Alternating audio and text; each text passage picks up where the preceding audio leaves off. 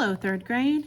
And today, we're going to start a new story in our reading textbook. So you need your Houghton Mifflin reading practice book packet that you should have picked up from in front of the school over the weekend.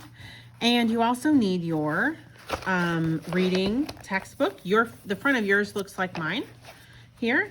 And you're going to turn, and we're going to be working on pages 188 and 189.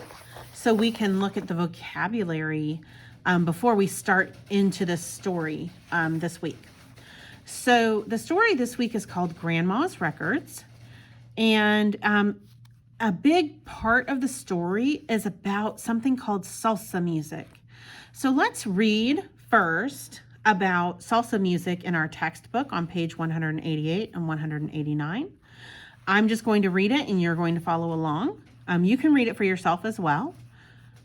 And we have salsa music. Have you ever heard of a kind of music called salsa?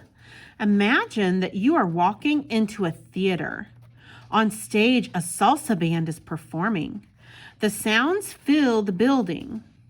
You can hear trumpets and saxophones mixing their sounds with a piano and a violin.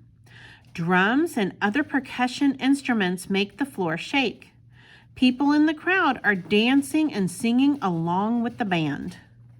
Now over here, watching a band play live can be a lot of fun, but if you can't go to a concert, you can still enjoy your favorite band. Just play a record, tape, or a CD. And this is where we really see the age of our textbook, because we listen to music now on iPods and on our iTunes and Spotify and Pandora and all those fun things that we use to stream our music now. But we probably still know what CDs are. And maybe your grandparents or even your parents might have records or can tell you what a tape was. All right. So that's just a little bit of background information about the things we're going to read about in Grandma's Records this week. Now you need to take your practice packet and open it up. And we're going to look at 2 pages of it today. You need your Grandma's Records key vocabulary page because it's going to help you to complete the musical words activity. Now, I'm only going to explain to you how to do this because I believe you can really do it on your own. And this is going to really make sure you understand these key vocabulary words before we dive into the story. So on this page, you're going to label each sentence true or false. If the sentence is false, rewrite it to make it correct. Okay, so on number 1, it says a conga is played like a trumpet. Well, if this is a conga, do you play a conga drum like a trumpet? So do you think this sentence is true or false? Yeah, I think it's false. So you would write false. And then you need to look at the definition over here of conga, which is a tall, narrow drum with one head that is played by beating with the hands. So you play it with your hands. So instead of a conga is played like a drum, or played like a trumpet, you would say false, and then you would rewrite the sentence. A conga is played like a drum. Okay? But I'm not going to write out the answers for you on this because I believe that you can use these definitions over here on this page to help you figure out which ones are true and which ones are false. And if it's false, you have to rewrite it with the correct answer. You have to rewrite the sentence correctly. Okay, does that make sense?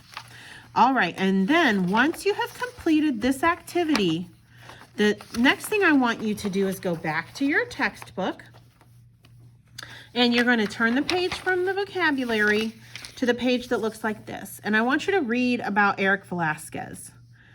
Okay, he's the man who wrote the story. And then you're going to do your first read through of Grandma's Records. Notice the illustrations and read it. Tomorrow we'll read it together. But today I want you to read it first on your own.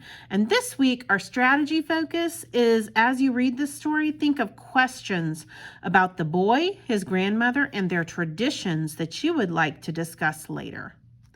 Okay, so once you've read about Eric Velasquez, go ahead and read Grandma's Records once. But then you don't have to do anything else, just read Grandma's Records, and then that's it for reading for today. All right, so just to review before I let you go. Review this. We read it together just a few minutes ago, but look at this, and then go to your practice book, open it up, and you're going to use the Grandma's Records key vocabulary page to help you answer the musical words activity. If the sentence is true, just label it true and leave it alone.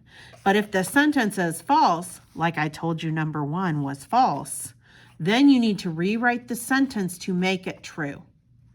Like as in number 1, a conga is not played like a trumpet. A conga is played like a drum. So you would write false, and a conga is played like a drum. All right, and then once you've done the vocabulary, turn your page in your textbook, read about Eric Velasquez, and then you can go ahead and do a first read through of Grandma's Records. And that's reading for today.